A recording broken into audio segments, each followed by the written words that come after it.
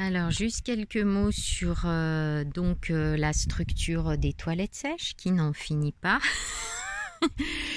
Donc le bac acier avait été posé, mais il y avait des jours, donc ça fuyait dedans. Et là, j'ai acheté de l'adhésif bitumé que l'on peut poser donc sur différents supports et notamment le bac acier. Et donc c'est bitumé, alors il faut qu'il y ait un minimum de chaleur. Aujourd'hui c'est une journée magnifique, donc du coup on a pu le poser vendredi 18 décembre. Je ne peux m'empêcher de vous partager ma joie de ce petit toit qui est bien étanche pour les toilettes sèches. Et donc j'ai pu enfin poser la structure que j'avais commencé il y a au moins 6 mois, si ce n'est plus. Et donc voilà, les toilettes sèches sont prêtes pour dehors. Voilà, ce sont celles de dehors. Et puis j'ai de quoi, puisque j'ai de la sueur là dans ce gros bac bleu. Voilà, petit point compost. Donc il y a celui-là qui est en cours là avec la bâche bleue. Ça, ce sera le deuxième bac quand on le transférera du premier au second. Et puis, j'ai été obligée, malheureusement, de prendre un bac en plastique. Donc ça va, il est recyclable. J'ai dû prendre ça pour les toilettes sèches. Parce qu'en fait, il m'était demandé d'avoir un compost soit avec une dalle béton, soit étanche. Donc il est bien évident qu'il n'y a aucun compost bien étanche qui existe, et puis la dalle béton de toute façon laisse également les liquides couler.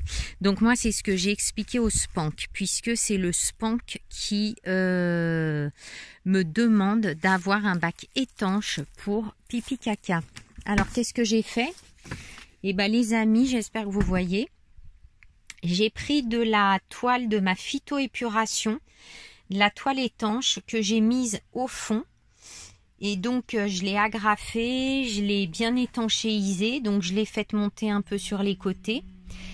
Et du coup, eh bien, j'ai le bac pour mes toilettes sèches, et le Spank pourra venir vérifier, parce qu'il vérifie bien sûr pour tout valider, autant la phytoépuration que le bac à compost. Donc ça, faut le savoir. Voilà.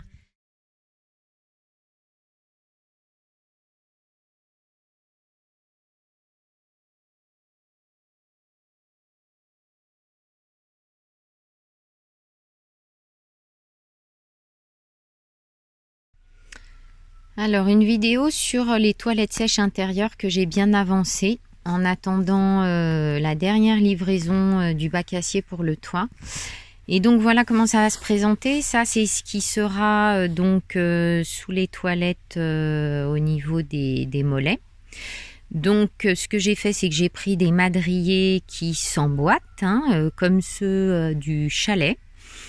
Et puis je les ai coupés donc à bonne hauteur, et derrière en fait j'ai mis un tasseau ici pour tenir les planches, et puis un autre ici, et donc tout tient en même temps, et c'est plutôt pratique. Donc comme ça c'est solide, ça tient bien. Voilà, et puis je vais vous faire voir la suite. Donc la suite, c'est l'assise. Il me restait de l'OSB, donc vous voyez, j'en ai mis 2 couches et j'ai collé et cloué pour que ce soit bien solide. Voilà, j'ai percé le trou donc nécessaire, n'est-ce pas? Et ça, ce sera le petit clapet pour la sûre à côté. Donc ça prend toute la largeur des toilettes. Et je pense que ce sera bien solide. Il ne devrait pas y avoir de problème. Donc là, j'ai prévu de mettre un tasseau, en fait, comme ça. Donc sur le mur, sur lesquels je vais poser la plaque que je viens de vous faire voir. Et puis, je vais mettre des renforts sur les côtés. Je vous ferai voir au fur et à mesure que je le montrerai. Ça va être très joli. Je suis contente, voilà, d'avoir pu œuvrer aujourd'hui sur ce sujet-là.